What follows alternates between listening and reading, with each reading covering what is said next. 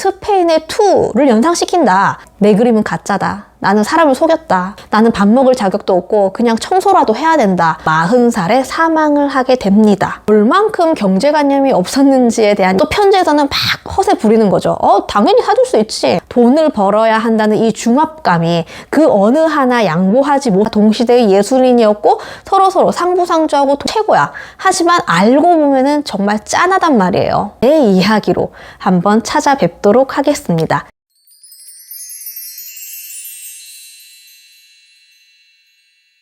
안녕하세요. 고작가의 휴먼레코드입니다. 여러분의 구독, 좋아요, 알림 설정은 저에게 큰 힘이 됩니다. 부탁드립니다.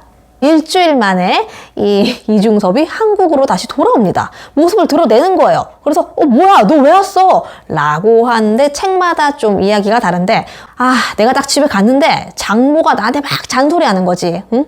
우리 딸이랑 내가 얼마나 힘들게 돈 벌고 돈 꿔가지고 그거 한 건데 네가 다 써버리고 돈도 제대로 못 받아와? 이러면서 막 뭐라고 하니까 자존심이 상해가지고 수치심이 들어가지고 부인한테 나 말이야 정말 성공해가지고 크게 전시회 열어서 돈 이만큼 벌어가지고 나 다시 올게. 나 선원증 있으니까 다시 올 수 있어. 이래가지고 갔다는 이야기도 있고 아니면은 장모님이 나를 좀 냉대하기는 했어 라고 웃으면서 농담식으로 얘기했고 정말 큰 이유는 내가 계속 일본에 있으면 내가 나중에 유명해지면은 미리국한 게 걸리면은 약간 안 좋아질 수도 있고 미래를 멀리 내다봤기 때문에 그냥 일단 조선으로 돌아가자. 돌아가서 돈을 더 벌어서 오자 라고 했다는 건데 그런데 왠지 전자가 더 맞는 것 같다는 느낌이 들고 그리고 실제로 이제 일본은 이 전쟁 이후에 2차 대전 이후에 좀 복구가 빠르게 되고 있었기 때문에 더 이상 막 미리국을 하고 내가 선원이네 뭐 선원증 내밀어도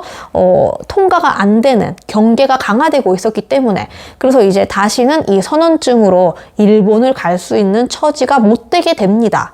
이중섭이 이거를 몰랐을 리가 없어요. 그래서 저는 좀 왜 다시 한국에 돌아왔는지 모르겠지만 아무튼 그의 예술적인 고결성과 돈을 벌어야 한다는 이 중압감이 그 어느 하나 양보하지 못하고 이렇게 치열하게 싸움의 결과가 이 마음속에서 내적 갈등을 일으켜서 괴로워서 한국에 돌아왔다고 보여지는데요.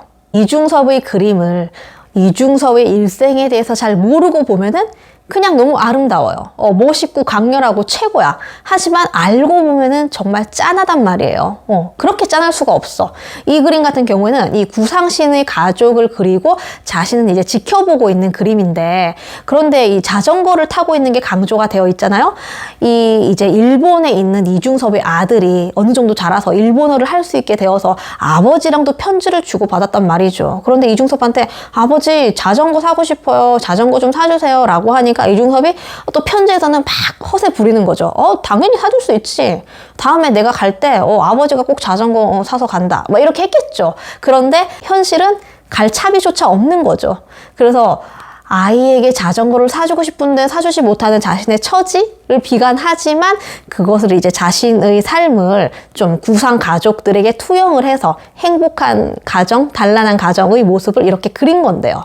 그가 얼만큼 경제관념이 없었는지에 대한 일화들이 되게 많이 소개가 되어 있는데 이 이중섭 평전을 보면은 뭐 예를 들어서 2만 원 정도의 술값이 나왔는데도 3만 원, 4만 원을 주고 간다는 거예요.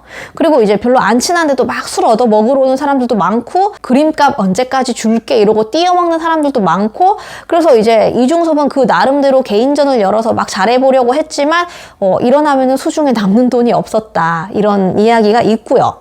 저는 좀 안타까운 게 만약에 기러기 아빠 생활을 청산하고 그러니까 이 남덕 여사가 아이들을 데리고 좀 힘들더라도 조선에 빨리 왔더라면은 이렇게까지 술을 마시고 안 그래도 돈 관리를 좀 못하는 사람이니까 옆에서 잡아줄 누군가가 필요했는데 너무 호래비 신세처럼 오래 있었기 때문에 이렇게 술에 의존하는 게 좀 높아지지 않았나 싶은데요. 그 이중섭이랑 박수근이랑 몇 살 차이가 안 난다고 했잖아요. 그래서 박수근이랑 이중섭이랑 김한기까지 그 당시에 다 동시대의 예술인이었고 서로서로 상부상조하고 도와가면서 일을 했단 말이죠. 그래서 이제 정말 마음 잡고 잘해보려고 이중섭이 김한기의 도움도 받고 뭐 여러 사람 도움받아서 개인전을 열지만 역시나 지나고 나면은 수중에 돈이 많이 없는 그런 상황이 계속해서 되었고 요즘 같으면은 뭐 소속사도 있고 뭐 매니저도 있으니까 관리가 잘 되겠지만 정말 이런 예술 예술을 추구하는 사람에게는 그런 것이 하기가 힘들었던가 봐요. 그리고 심지어는 그 미국인 한 명이 이중섭의 소그림을 보고 극찬을 하는 거예요. 와, 이거는 마치 스페인의 투를 연상시킨다 라고 하자 이중섭이 엄청 슬퍼하면서 아니에요, 이거는 싸우는 소가 아니고 착하고 고생하는 한국의 소란 말이에요 하면서 엄청 속상해 했다고 해요. 그러면서 내 그림은 가짜다, 나는 사람을 속였다, 나는 밥 먹을 가치도 없는 놈인데 가짜 그림을 팔았다 이러면서 이제 점점 거식증까지 걸려서 밥을 먹기를 거부하고 술만 빈속에 들이붓는 그런 날들이 계속 되었다고 해요. 나는 밥 먹을 자격도 없고 그냥 청소라도 해야 된다 라면서 여관에 기거하는 동안 막 빗자루질도 열심히 했다고 하는데, 그런데 저는 이게 약간 이제 아버지가 우울증으로 빨리 죽었잖아요. 그런 것들이 좀 영향이 있었다고 봐요.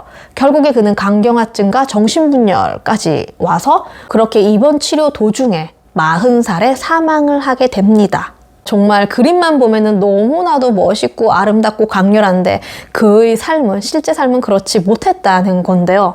그런데 저는 좀 이중섭 이 사람의 마음이 이해가 가는 게, 사람이 이제 이 예술 세계에 몰입을 하다 보면은, 그러니까 작품을 쓰다 보면은 되게 자기 한계와 마주하게 되는 경우가 아주 많아요. 그러니까 난 알아, 내가 이거 못 쓴 거 알아. 그러니까 남이 아무리 A로 해석하고 B로 해석하고 이래도 난 내가 정말 최악, 빵점인 걸 알아.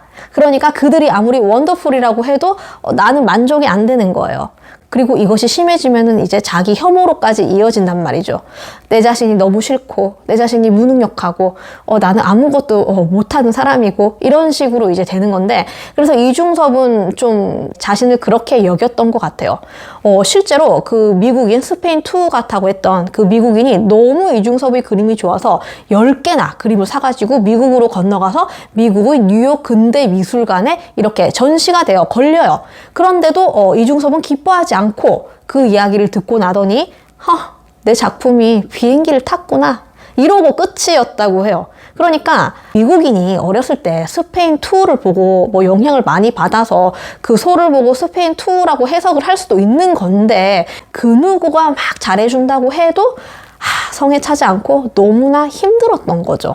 이것은 이제 좀 예술을 하는 사람이 자기 한계와 부딪혀 봤다면 누구나 공통적으로 겪어봤을 그런 우울증이라고 생각을 하는데, 한번 그의 일생을 좀 반추를 하면서 그의 작품을 다시 보는 것도 좋을 것 같네요. 이것으로 이중섭 이야기를 마치고요. 저는 다음 시간에 제 소설, 제 이야기로 한번 찾아뵙도록 하겠습니다. 시청해 주셔서 감사하고요.